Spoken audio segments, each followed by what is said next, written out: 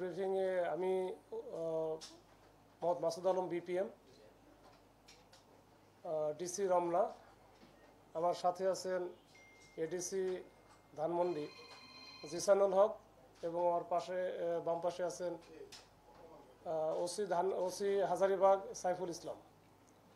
তো আমরা আজকে যে বিষয়টি নিয়ে আপনাদের সামনে উপস্থিত হয়েছে সেটা হচ্ছে, আপনারা জানেন যে গত 15 নভেম্বর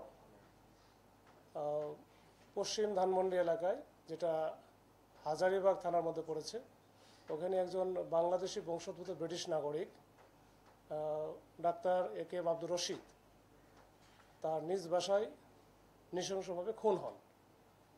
তো ওনার বয়সও ছিল প্রায় 82-র উপরে, 82-র মতো। তো তার সাথে সে এবং তার সাথে তার ওয়াইফ ডাক্তার, সেও ডাক্তার সুফিয়া বেগম, তারা দুইজনেই ব্রিটিশ নাগরিক। তারা মাঝে মাঝেই বাংলাদেশে আসতেন। তো বাংলাদেশে বেশ কিছু প্রপার্টি আছে, তারা মূলত থাকেন যুক্তরাজ্যেই। তো 15 তারিখে এই ঘটনার পরে মামলা রুজু হয় হাজারিবাগ থানায়।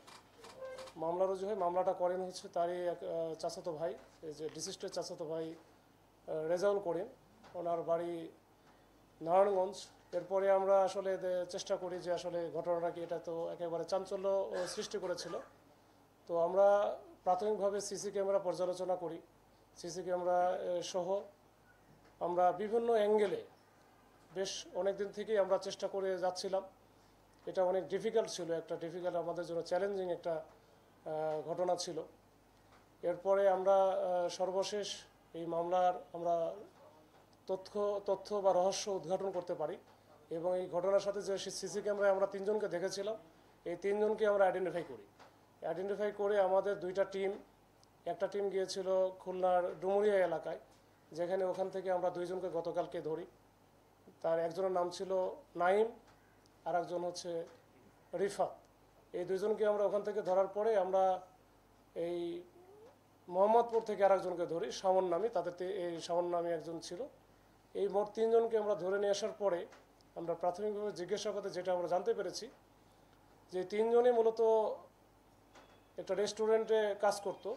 ওই থেকেই তাদের মধ্যে পরিচয়, এবং এই 2 জন ছিল যারা এই যে ব্রিটিশ নাগরিক এই ডাক্তার একেএম আব্দুর রশিদ, ওনার যে বাসা, নিজস্ব বাসা, এই বাসায় তারা ভাড়া থাকতো 2 জন। এই 2 জন ছিল নাইম আর রিফাত। এই 2 জন ভাড়া থাকতো। ভাড়া থাকা অবস্থায় ভাড়া বেশ কিছু বাকিটাকি ছিল, মাঝে মাঝে থাকতো, ভাড়া দিতে পারতো না, যেহেতু তারা শ্রমিক টাইপের ছিল। তো এই নিয়ে কিছু মনোমালিন্য ছিল।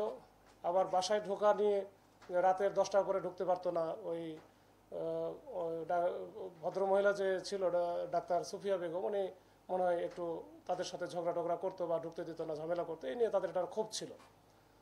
দ্বিতীয়ত, তারা 3 জন মিলে চিন্তা করলো যে তারা তো রেস্টুরেন্টে কাজ করে, তো রেস্টুরেন্টে কাজ শ্রমিক হিসেবে কতদিন কাজ করবে। তারা ওই যে রাস্তার পাশে যে বিভিন্ন রকম ফুড কোর্টগুলো আছে, এইটা একটা ব্যবসা পরিচালনার জন্য তারা নিজেরাই একটা উদ্যোগ নেয় যে আমরা তো করবো, আমাদের তো টাকা পয়সা নাই।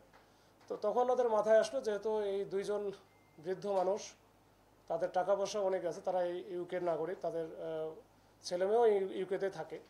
তো ওরা 2 জন আসছে এখানে। আসার পরে তাদের বেশ কিছু প্রপার্টি বাংলাদেশে আছে অনেকগুলো, এখান থেকে ভাড়া বাবদ বেশ কিছু টাকা পয়সা আসে। তো তখন তারা প্ল্যান করলো যে এই 2 জনকে যদি আমরা একটু 2 জনে ওখানে আমরা যাইতে পারি, তাহলে আমরা বেশ কিছু টাকা পয়সা পাবো, যেটা দিয়ে ওদের যে প্ল্যান সেইটা বাস্তবায়ন করা সম্ভব, যে তারা নিজস্বভাবে ব্যবসা পরিচালনা করবে। তো এই প্ল্যান থেকেই তারা কিন্তু ওই দিনই রাত্রে আনুমানিক 1:30টার দিকে তারা যায় ওখানে, যেটা আমরা সিসি ক্যামেরায় পেয়েছি। পরে 2:30টার দিকে যখন তারা ভিতরে ঢোকার সময় যে ঝামেলাটা হয়েছে, এই ডাক্তার একেএম আব্দুর রশিদ উনি তাহাজ্জুদ নামাজ পড়ার জন্য উঠেছিল। ওঠার কারণে এরা তো বুঝতে পারে, যখনই ঢুকছে তখন সে দেখতে পাওয়ার পরে তখন চিল্লাচিল্লি শুরু করছিল। তখন সে সাথে সাথে তাকে ধরে ফেলে, এবং এই চিল্লানির থেকেই ওই তার ওয়াইফ যে ছিল ডাক্তার সুফিয়া বেগম, উনিও দৌড়ে আসে। তখন ওনাকে একজন ধরে, আর এই বৃদ্ধ লোকটাকে 2 জন ধরে।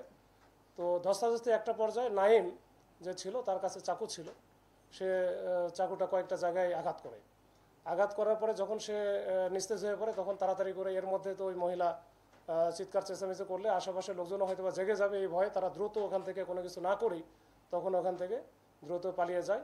এই পালিয়ে যাওয়াটা আমরা সিসি ক্যামেরায় পেয়েছিলাম, কিন্তু রাতের হওয়ার কারণে তাদের চেহারাটা আসলে ভালো পরিষ্কার হচ্ছিল না। তো পরবর্তীতে আমরা আমাদের যে মেকানিজম দিয়ে আমরা বিভিন্ন সূত্র এবং গোপন সংবাদ এবং আমরা ভাড়াটিয়াদের তথ্য নিয়েছিলাম, নিয়ে আমরা কিন্তু ঘটনাটা আমরা রহস্য উদ্ঘাটন করতে পেরেছি।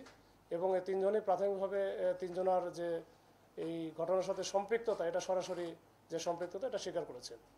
এবং আজকে আমরা তাদেরকে কোর্টে পাঠাবো, ইনশাল্লাহ। হয়তোবা তারা 164 করবে, স্বীকারোক্তিমূলক জবানবন্দি যেটা সেটা প্রদান করবে।